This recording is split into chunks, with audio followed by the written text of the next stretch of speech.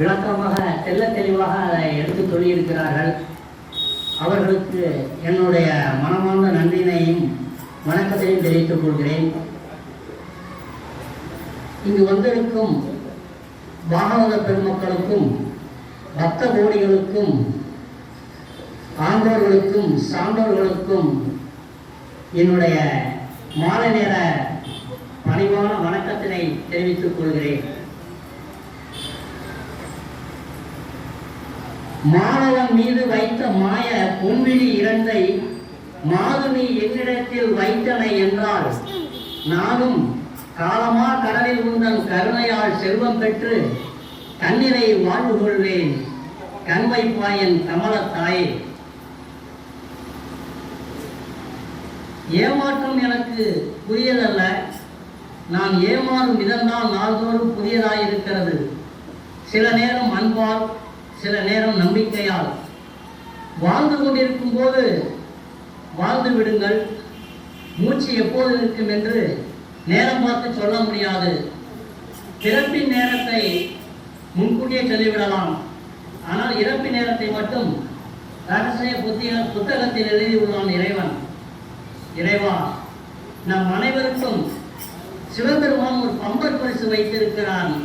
என்னவென்றால், ஒரு சில பேருக்கு தூக்கத்திலே உயிர் உடலை விட்டு பிரிகிறது.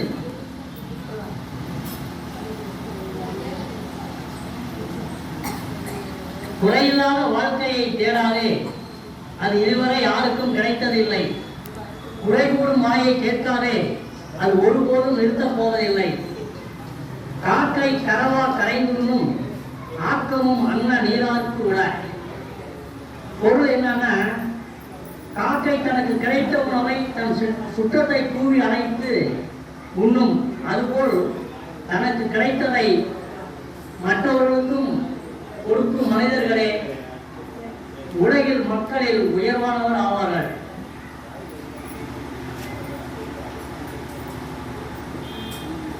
உலகிலே மிக சுத்தமான பறவையினம் எது என்றால் காகம்தான். காகத்தின் அருமை அறியாத மக்கள் காகம் பெரும்பாலும் ஏதாவது ஒரு ஆற்றிலோ குளத்திலோ நீராடிவிட்டுதான் அதனுடைய கூட்டுக்குள் செல்லும். காகம் மிகவும் ஒழுக்க நிறைந்த பறவை.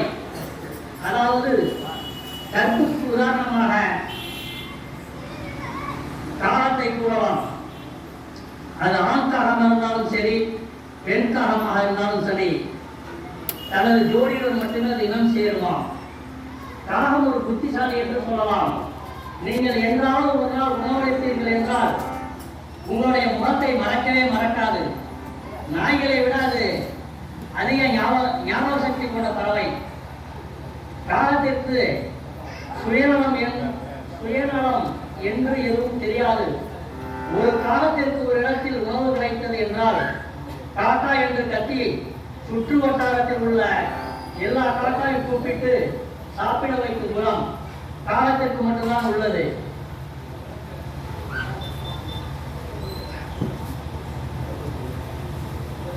சிரிப்புக்காகவும் சிந்திப்பதற்காகவும் காலங்காத்தால் கோழி மாதிரி காக்கா மாதிரி எழுந்திரிச்சு குளிச்சு குரங்கு மாதிரி லபக்கு தின்னுட்டு பந்தய குதிரை மாதிரி வேகமா ஆபீஸுக்கு ஓடி மாறு மாதிரி உழைச்சி பொண்டாட்டி பிள்ளைங்க கிட்ட கரடி மாதிரி கத்தி நாயா குறைச்சி பொண்டாட்டி எக்குதப்பா ஏதாவது கேட்டா ஆந்த மாதிரி முடிச்சு அப்புறம் ராத்திரி சாப்பாட்டை முதல்ல மாதிரி முழுங்கிட்டு எருவ மாறு மாதிரி தூங்க வேண்டி இருக்கு. இதுவும் ஒரு வாழ்க்கையா சாமி?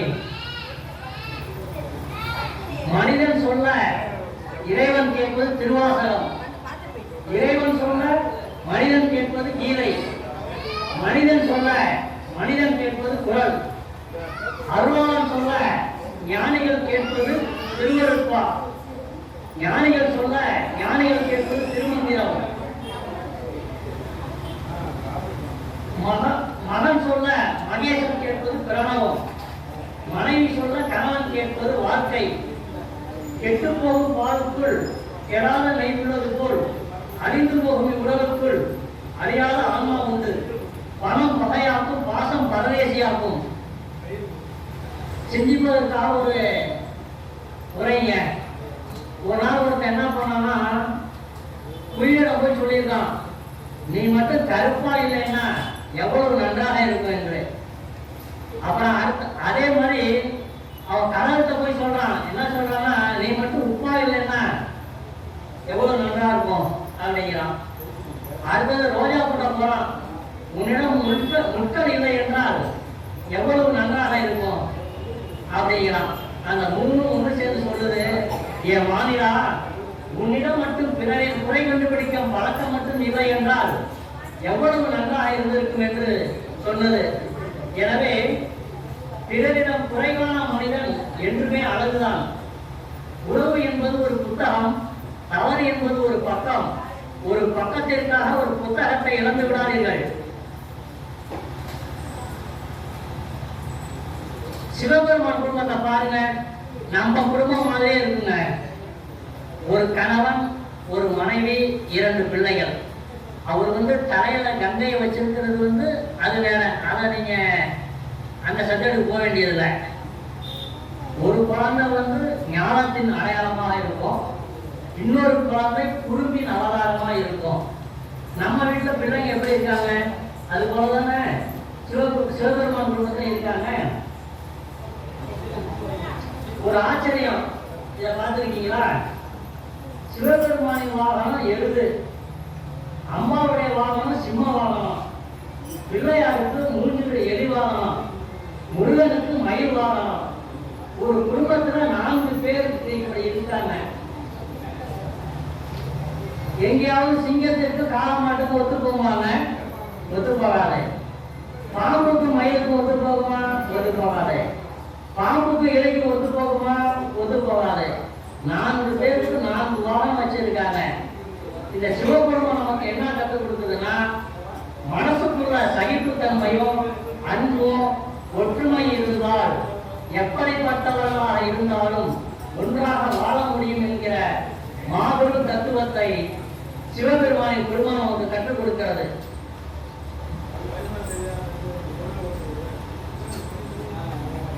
ஆடுகிற ஆட்டமும் ஓடுகிற ஓட்டமும் ஒரு நாள் ஓயும் போது கூடுகிற கூட்டம் தான் சொல்லும் நீ யார் என்பது பட்டினத்தார் அவர்கள் சொல்லியிருக்காங்க.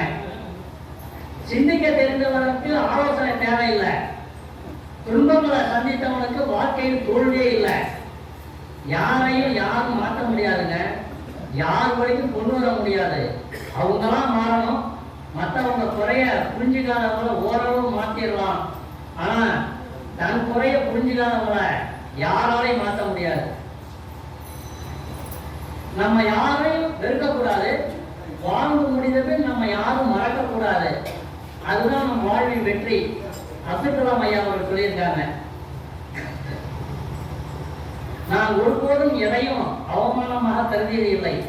ஏனென்றால் வாழ்க்கை என்பது அந்தந்த நேரத்து நியாயம்.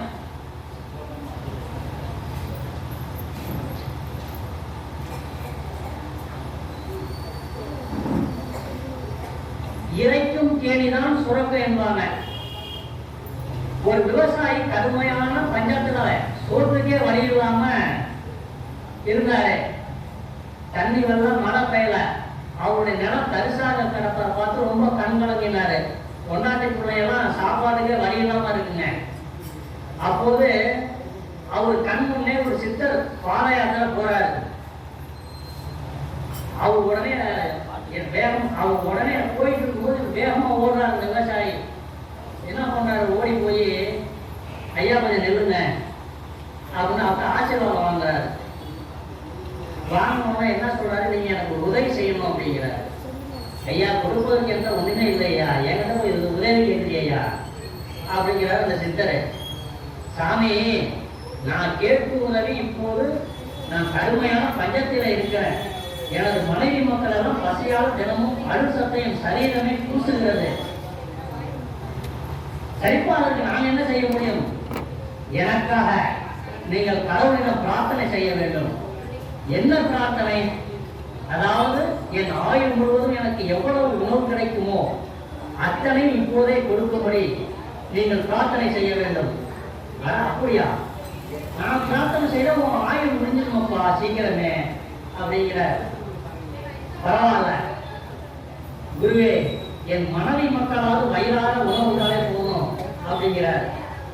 உடனே என்ன பண்றாரு, அவன் கேட்ட வரத்தில் அதிர்ந்து போன அந்த சித்தரு சரி உன் விருப்பமே என்று கூறி அப்படியே அவரோட நிலத்தில் அமர்ந்து ஈஸ்வரனிடம் அவனுக்காக பூஜித்து பிரார்த்தனை பண்ற. சிறிது நேரத்துக்கு பிறகு எழுந்த சித்தர் சொல்றாரு, வீட்டிற்கு சென்று பார், உனக்கு ஒரு இன்ப அதிர்ச்சி காத்திருக்கிறது என்றார். உடனே காற்றை விட வேகமாக வீட்டிற்குள் வந்தவன் அவன் குடிசையில் அரிசி, பருப்பு, காய்கறிகள், பழங்கள் என்று பார்க்கும் இடமெல்லாம் உணவுப் பொருட்களாக நிரம்பி வழிந்தது. அவன் மனைவி மக்கள் புன்னகையும் ஆச்சரியமை உண்டாய் வர பார்த்தீர்கள் அதிசயத்தை. ஈசன் கண்திறந்து விட்டார். எடுக்க உணவு வந்து கொண்டே இருக்கிறது. பசி அடங்கும் வரை ஆனந்தமாய் உள்ளனர்.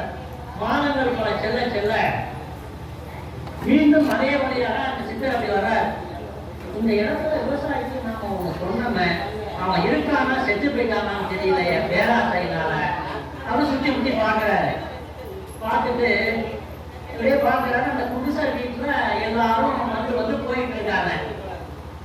என்னடா அது இவன் செத்துல பேசுற பேராசைக்காரன் அப்படின்ட்டு இவர் திருப்பி அதே நேரத்துல உட்கார சிவபெருமான்ட்ட, இதுக்கு எனக்கு விளக்கம் சொல்லுங்க சாமி அப்படின்னு. உடனே அவர் சொல்றாரு, அவன் பண்ண தர்மம் அவனை காத்து கொண்டு இருக்கிறது, ஒன்றும் புரியலையே அப்படிங்கிறார். இதை யோசிக்க உடனே ஈசன் மறுபடியும் என்ன சொல்றாரு, நீ பண்ணிய பிரார்த்தனையால் அவனுக்கு எல்லாம் கிடைச்சது, அதை நாமும் கொடுப்போம். சித்தரே, நீங்கள் என் நேசமிகு மனிதர், நீங்கள் கேட்ட பிரார்த்தனை நான் நிறைவேற்றி விட்டேன்.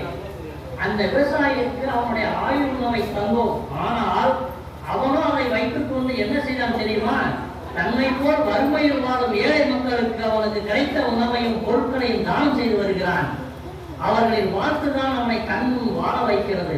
அவன் நிறுத்தும் வரை என்னாலும் நிறுத்த இயலாது என்றார். அதுதான இறக்கின் பேணிதான் துறக்கும், ஒழுக்கும் கைதான் மணக்கும், தானத்தில் சிறந்தது அன்னதானம்.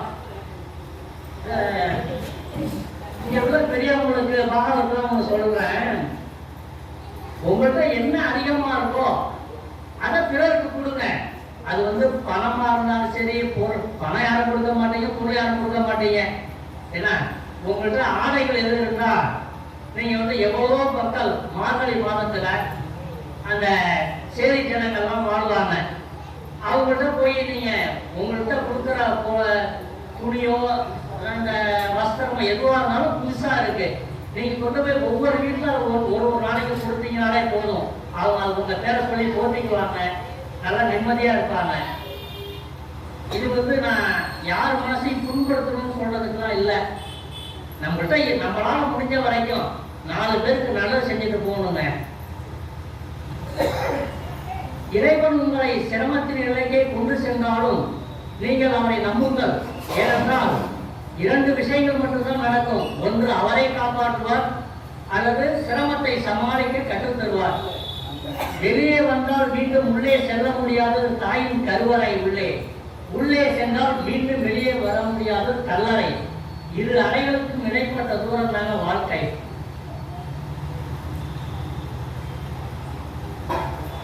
தகுதி அறிஞ்சு அறிவுரை வழங்குதல், நல்ல சமயோசித புத்தி வேணும். ஒரு நாட்டில் ஒரு மன்னன் இருந்தாங்க, யார் பேச்ச கேட்க மாட்டான், தலக்கணம் பிடிச்சாள். அவரு என்ன பண்ணாரு, அரசவையில மந்திரியை கூப்பிட்டு, என் மந்திரி நான் வேட்டைக்கு செல்லணும், எல்லாம் ரெடி பண்ணுங்க அப்படின்னாரு. உடனே சொன்னாரு, நான் ஆள், அம்பு, சேனை, யானை, குதிரை, படை எல்லாரையும் ரெடி பண்ணி வச்சிருக்கேன் அப்படின்னு சொன்னோன்னே என்ன பண்ணாரு, ராஜாவுக்கு கோபம் வந்துருச்சு.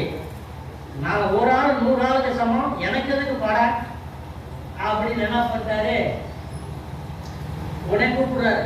இந்த மந்திரியை பேச அவமதிச்சிட்டார், இவரை பிடிச்சி உள்ள போடுவேன் அப்படின்ட்டாரு. அவர் ஒண்ணுமே சொல்ல, பாவம் சிறைச்சாலையில் இருக்கார். அப்புறம் என்ன பண்ணார், மன்னர் தனியா காட்டுக்கு போறார். போகும்போது அவர் இன்னைக்கு ஏதாவது ஒரு சிங்கத்தையே புளிய நம்ம வேட்டையாடணும் அப்படின்னு போறாரு.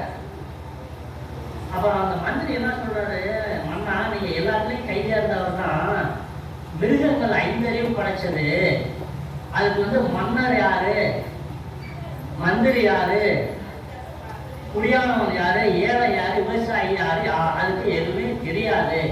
எடுத்தோடனே அட்டாக் பண்ணுவோம் அப்படிங்கிற இவரு சொன்ன அட்டாக் பண்ணு சொன்ன வார்த்தை யாருங்க இந்த மந்திரி சிறைச்சாலை கொண்டு போய் வையா அப்படின்ட்டார். மீண்டும் ஒரு காட்டுக்கு தனியா புறப்பட்டு போயிட்டு இருக்கார். எங்கேயுமே எந்த மிருகமும் தென்படல. இவர் ஒரு புலி வந்து இவரை கொள்ளை ஒரு கண்ணிமைக்கு நேரத்தில் இவரை அடிக்க வந்தது. அந்த புலிய வேற ஒருத்த மறைவுல அந்த புதர் மலையில இருந்து அம்பையை கொண்டுட்டான். கொன்னோட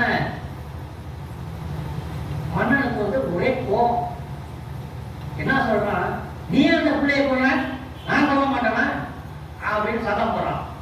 சத்தம் போட்டு உடனே மன்னர் வந்து அவரு நாட்டுக்கு போயிட்டார். அடுத்த நாள் என்ன பண்றாரு, ஆளுங்க எல்லாம் விட்டு அந்த வேகனை தூக்கிட்டு வா அப்படிங்கிறார். வேகனை தூக்கி மந்திரி சிறைச்சாலைக்கு பக்கத்துல தூக்கி போடுறாரு. உடனே மந்திரி கேட்கிறாரு, நீ எதனாலப்பா நீ ஜெயிலுக்கு வந்தேன்னா, ஐயா உங்க மன்னர் வந்து வேட்டையாட வந்தாரு, ஒரு புலி அவரை கொல்ல போனது, புதர் மலையில இருந்த நான் என்ன பண்ண அதை அம்பைக்கு கொண்டுட்டேன் அப்படிங்கிறார். சரி அப்படியா அப்படின்னு என்ன பண்ணாரு மந்திரி, ராஜா என்ன பண்ணாரு, ஒரு நாள் அரசவையை கூட்டினார். அடே என்ன பண்ணாரு, மந்திரிய குற்றம் வந்து நிரூபிக்கப்பட்டுருச்சு, அதனால விசாரிக்கிறதுக்குலாம் ஒண்ணுமே இல்லை, மந்திரி பண்ணது தப்பு அப்படிங்கிறார். கடைசியா என்ன பண்ணுவாங்க, கோர்ட்ல கேட்பாங்க, நீங்க ஏதாவது சொல்றீங்களா பதில் அப்படிம்பாங்க. உடனே மந்திரி என்ன சொல்றாரு,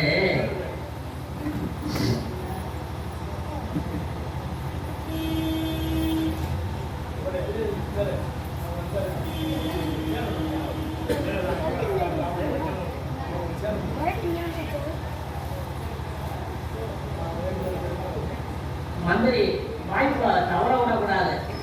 மந்திரி யோசிக்கிறாரு, இந்த முட்டா மன்னனை வந்து நம்ம சமயோஜ புத்தினால்தான் நம்ம வெறுக்கணும் அப்படிங்கிறாரு. முட்டாளுக்கு அறிவுரை வழங்காதே அப்படிங்கிறார். ஒரே வார்த்தை தான் மன்னர் கேட்டதுக்கு, முட்டாளுக்கு அறிவுரை வழங்காதே. உடனே அடுத்தது வேலை சொல்லலாம், முட்டாளுக்கு உதவி செய்யாதே அப்படிங்கிறான் வேலை. உடனே மன்னர் வந்து ஒரு அப்படியே திகச்சு போயிட்டாருங்க. ஆஹா, அப்புறமா ஒரு தவற உணர்றாரு, இருவரையும் விடுதலை செய்யறாருங்க. சொல்ல சொல்லி மன்னிப்பு கேட்கிறாரு. நமது பிறப்பு வந்து ஒரு சம்பவமாக இருக்கலாம், நமது இறப்பு ஒரு சரித்திரமாக இருக்க வேண்டும். அதான் அப்துல் கலாம் ஐயா அவர்கள் சொல்லியிருக்காங்க. அதுக்கு உதாரணம் நம்முடைய கோபாலசாமி திருக்கண்டார் அவர்களும் நம்முடைய தெய்வ தமிழ்ச்சேர்னார் அவர்களும். இங்கே கிட்டத்தட்ட அவங்க ஒரு 30 வருஷமா தமிழ்ச்சேர்னார் ஐயா அவர்கள் உரையாற்றிருக்காங்க. அவர் பெரிய ஒரு துறை கொண்டாட என்கிட்ட என்னமா சொல்லுவாங்க, சரவணசாமி நான் வந்து அவங்க வந்து பெரம்பூர் அப்படின்னா கூப்பிடுவாங்க, வீட்டில் போய் ஒரு 100 ரூபா சம்பாவனை வச்சு கொடுத்துட்டு வருவேன் சாமி அப்படின்னா. நானும் என்ன பண்ணேன், 100 ரூபா அவங்க வந்தவொடனே வீட்டுக்கு போய் அடுத்த நாள் 100 ரூபா பணம் வச்சு கொடுத்தேன். இதை உங்கள்கிட்ட அவங்க சொல்லிவிட்டாங்களா அவங்க அப்படின்னாங்க. அடுத்த முறை வந்து 500 ரூபா வச்சு கொடுத்தேன். எனக்கு இதெல்லாம் வேண்டே வேண்டாம், நான் சரி இன்னமும் நான் கொடுக்குறேன் இல்லையா அவங்களுக்கு. அவங்க வந்து நான் வந்து இங்கே உரையாற்றணும் அவ்வளோதான், இதுக்கு எனக்காக நீ வந்து 5 காசு கொடுக்க வேண்டாம் அப்படின்ட்டுருவாங்க. அதே போல கிருஷ்ணகுமார் வந்து அப்போ என்ன பண்ணுவாரு, அவங்க அப்பா கொண்டாந்து விட்டுட்டு போயிடுவாப்புல. இருக்கிறதெல்லாம் கிடையாது. நம்ம பஜனைலாம் முடிஞ்சு ஐயாவை வந்து சீனி சூரிய வாயிலா சீனியை வந்து கொண்டு போய் விட்டுருவாப்பா அப்படின்னு விட்டுட்டு வருவார். இவர் வந்து அப்பப்போ வந்துட்டு போவார், அவ்வளோதான் நம்ம கிருஷ்ணகுமார். அப்புறம் திருப்பி அப்பாவுக்கு அப்புறம் நீங்க தான் இதை கண்டினியூ பண்ணணும் அப்படின்னா வாலண்டரியா வந்து அவங்களே என்ன பண்றாங்க, சோமவார பஜனைக்கு சொற்பொழிவாட்ட வந்துட்டு இருக்காங்க.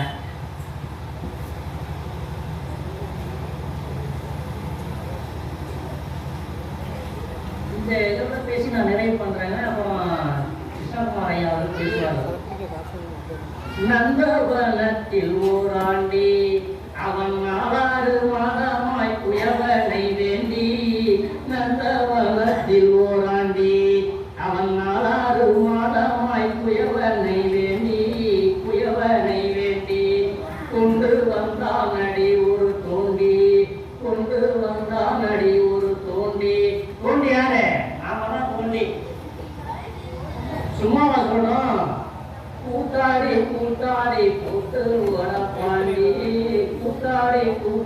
போட்டு உடைப்பாண்டி. இதை சொல்வதற்காகத்தான் செத்து போன பிணத்துக்கு முன்னாடி பானையில தண்ணீரை வச்சு 3 தடவை சுற்றி வருவாங்க. அதுல 3 ஓட்டை போடுவாங்க. முதல் ஓட்டை போடுவாங்க என்னன்னா, நீ வாழ்க்கையில சம்பாதிச்ச பணம் எல்லாம் தண்ணீரா போச்சு. 2வது ஓட்டை போடுவாங்க, நீ பதவி அந்தஸ்து புகழ் என்று சொன்னே எல்லாம் போச்சு.